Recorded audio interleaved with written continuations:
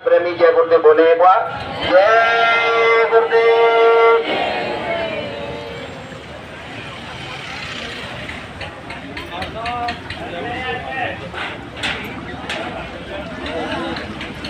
मालिक के नाम को सभी गुरु भाई बहन एक बार जोर से बोलेंगे जय गुरुदेव जय गुरुदेव। जय गुरुदेव नाम किसका, प्रभु का पावन प्यारा नाम, कलयुग का कल्याणकारी नाम। ये नाम नहीं इंसान का, ये काम नहीं इंसान का। प्रेम से बोलो जय गुरुदेव। जय गुरुदेव। सर्व समर्थ सर्व व्यापक मैं भी बैठ लूँ, सब परेशान है वो। बाबू सिंह जी, बाबू सिंह जी। पूजनीय वंदनीय पितातुल्य बुजुर्गों, दूर दराज से काफिले में चल रहे धर्म प्रेमियों, गुरु भाई बहनों, सती सीता सावित्री की पावन भूमि पर पैदा होने वाली माता देवियों, नौजवान साथियों, नन्हे मुन्ने बच्चों और बच्चियों, सभी को हमारा हाथ जोड़ के देखो आज मेरे सौभाग्य का दिन है। मालिक की अच्छी दया से हम सभी धर्म प्रेमी इकट्ठे हों। भाई महाराज कहा करते थे कि कहा की ईंट कहा को रोड़ा और भानुमती ने कुलवा। एक दूसरे के कर्म करने के अदा करने के लिए गुरु महाराज ने जगह जगह काफिले निकाले। भाई महाराज कहा करते थे यानी महापुरुषों को यानी ऐसी कोई जरूरत नहीं होती है, लेकिन तुम्हारे कर्म कर्जे को अदा करके यानी इसी संसार में भुगतान करा करके और वो निज धाम ले जाना चाहते हैं तो हर जगह जगह काफिले निकाले, सत्संग रखे। कोई गुरु भाई बहन ने जन्म यानी राजस्थान में लिया, किसी ने उत्तर प्रदेश में लिया, किसी ने गुजरात में लिया, किसी ने मध्य प्रदेश में लिया। अब बताओ वो भाई बहन कैसे इकट्ठे होकर के और कर्म के कर्जे को बराबर करें।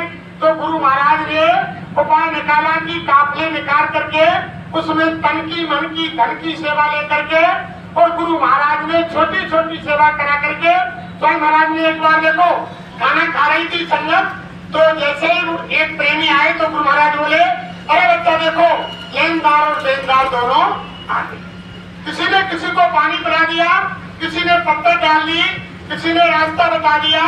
ऐसे ही मालिक यानी सबके कर्म के कर्जे को अदा करवा दे। कहते हैं जैसे केले के पत्ते के बात बात में बात, ऐसे ही संतों की बात बात में बात। इनकी एक हर बात में रहस्य होता है। देखो एक बार क्या हुआ कि एक बच्चा यानी गुरु महाराज का शिष्य था और उनकी माँ थी। उनके बाप का साया छोटी उम्र में जीवन में उठ गया। गुरु महाराज के आदेश को पालन करने वाले पक्के यानी शिष्य भगत आदेश का पालन करने वाले। और उनकी माँ की एक सहेली वो एक ज्योतिषी महाराज की शिष्या हुआ क्या, जो गुरु महाराज के शिष्य थे उनके बच्चे को एक्सीडेंट हुआ।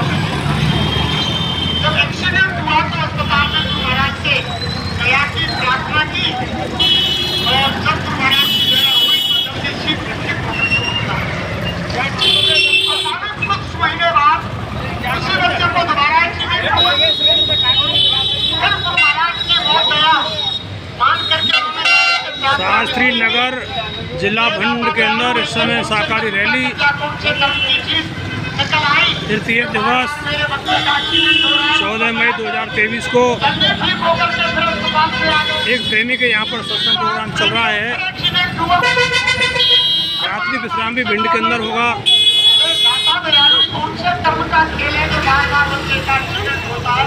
मैं तो देखती हूँ कोई ऐसा अनर्थ कार्य भी नहीं कर रही हूँ, किसी के साथ में धोखाधड़ी, किसी को कष्ट पहुँचाना ये भी काम नहीं कर रही हूँ। जब तीसरी बार एक्सीडेंट हुआ प्रेमियों और जब वो घर पर आया बच्चा तो उनकी सहेली घर पर देखने आई तो उनकी सहेली ने कहा अरे बहन देखो कैसे तुम्हारे गुरु है बाबा जय गुरुदेव जी महाराज, जो थोड़ी भी मदद नहीं करते। देखो तुम्हारे बच्चे को 3 बार एक्सीडेंट हो गए, और मेरे घर में कोई तकलीफ मुसीबत आती है, जो मेरे गुरु ज्योतिषी महाराज हैं वो यानी आगे बता देते हैं मुझको, अरे बच्ची तुम्हारे घर में एक कष्ट आने वाला है। और तुम्हारे गुरु बाबा जय गुरुदेव 3 बार एक्सीडेंट हुआ और फिर भी तुमको कोई आगाह नहीं किया। तब उन्होंने कहा ज्योतिषी की जो शिक्षा थी, अरे बहन तुम्हारे बच्चे की कुंडली है तुम्हारे पास, बल्कि हाँ बहन है कि जरा तुम्हारी कुंडली हो बच्चे की। और मैं हमारे गुरु ज्योतिषी महाराज को दिखाती हूँ कि क्यों बार बार एक्सीडेंट हो रहा है। जब उस गुरु के सच्चे बंदे की कुंडली लेकर के और अपने ज्योतिषी गुरु के पास गई, तो उनके ज्योतिषी गुरु ने जैसे कुंडली देखी और कुंडली देखकर कहा, अरे इस बच्चे को तो पहले ही एक्सीडेंट में खत्म होना, ऐसा कौन सा पावर है, ऐसी कौन सी बड़ी शक्ति है जिसने उसको 3 बार एक्सीडेंट से अब तक जीवित रख रखा। ऐसी दया करते हैं।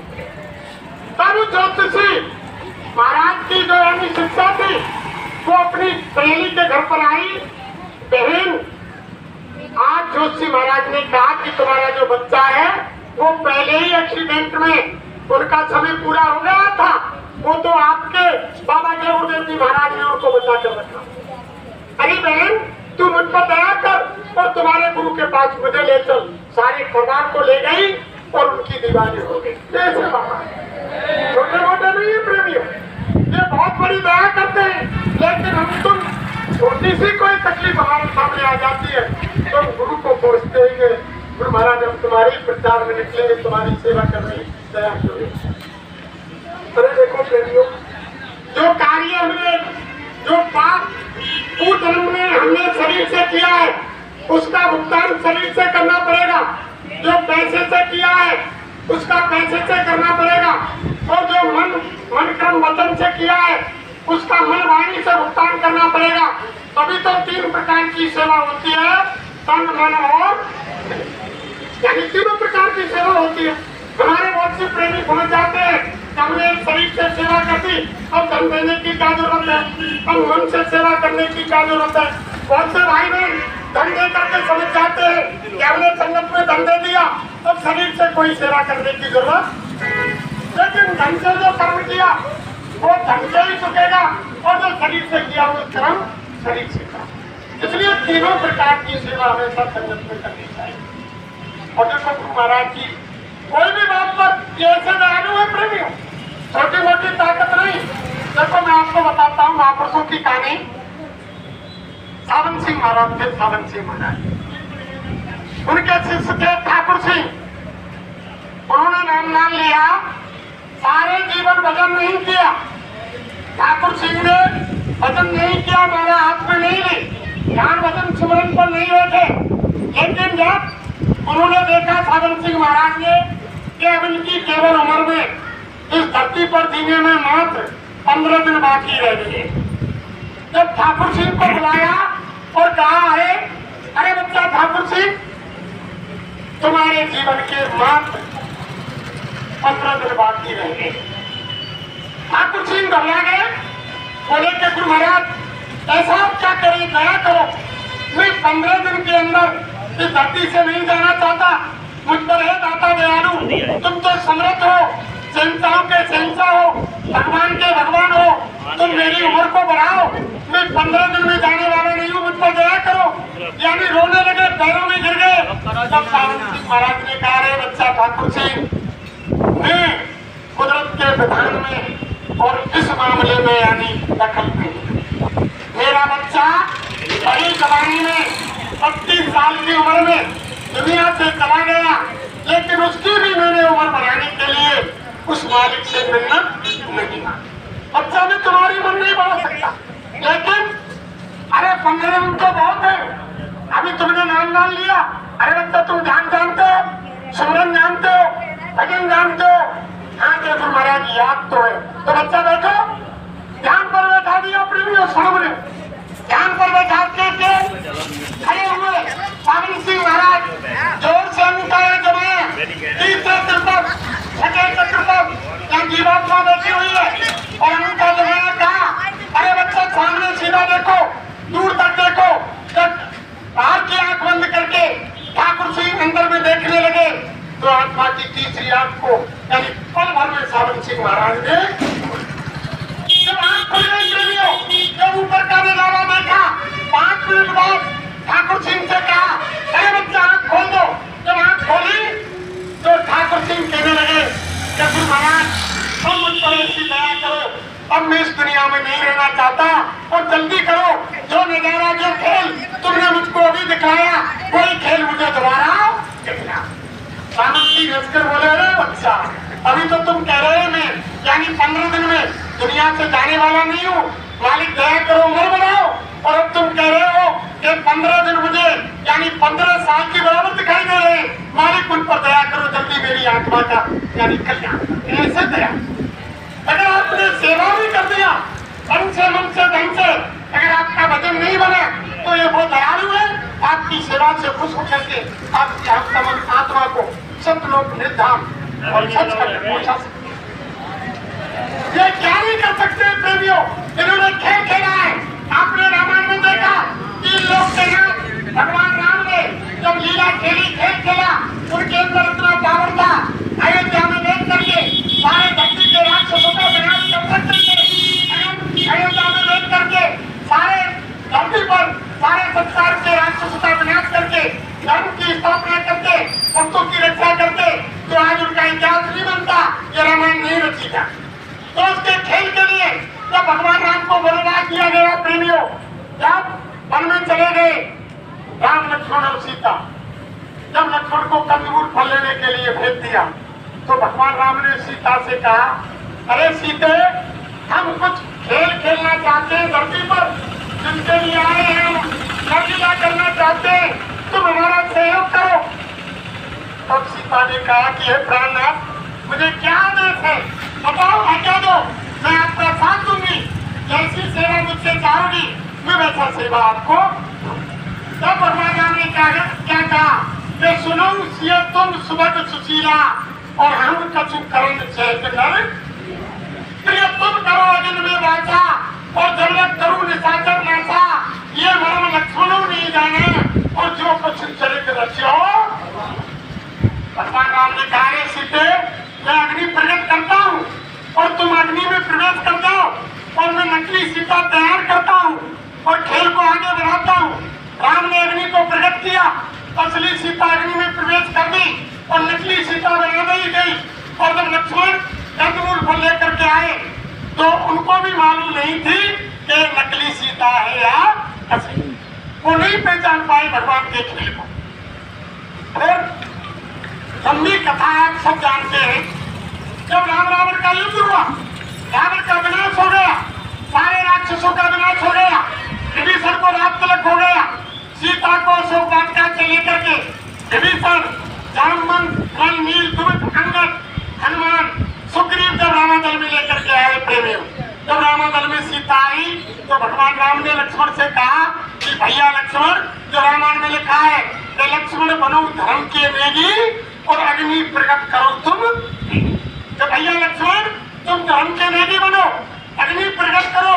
तुम्हारी भाभी सीता लंका में राक्षसों के पास बहुत लंबे समय से रही है, इनकी अग्नि प्रकट करके इनकी यानी पद व्रत धर्म की इनकी परीक्षा करो, ये खरी है या रास्ते से भटक गए। तब लक्ष्मण ने आदेश मान करके अग्नि प्रकट की। जब अग्नि प्रकट की, नकली सीता ने जैसे अग्नि में प्रवेश किया और प्रवेश करने के बाद जब असली सीता निकली तब लक्ष्मण को मालूम पड़ी ये तो नकली सीता है, असली तो निकल रही है। तब चुपचाप राम के पास गए लक्ष्मण और जाकर के कान में कहा, अरे भैया राम, तुमने दुनिया की हालत खराब करवा दी, उसी समय तुमने क्यों नहीं बताई कि नकली सीता है।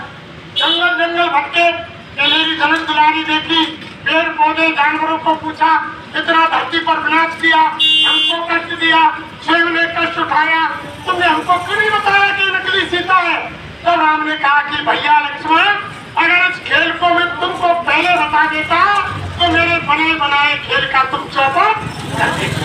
सारे खेल की कहानी तुम सबको इसलिए मैंने तुमको नहीं बताया। इसलिए धर्म प्रेमियों, घबराने की कोई जरूरत नहीं है।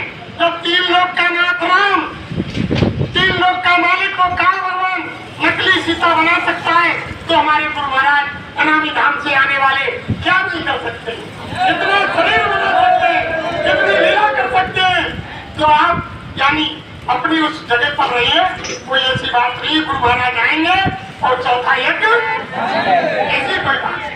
इन्हीं शब्दों के साथ में मेरी वाणी को विराम देता हूँ। अगर मुझसे कहने सुनने में कोई अपशब्द निकला हो तो आप माफ करें। जय गुरुदेव।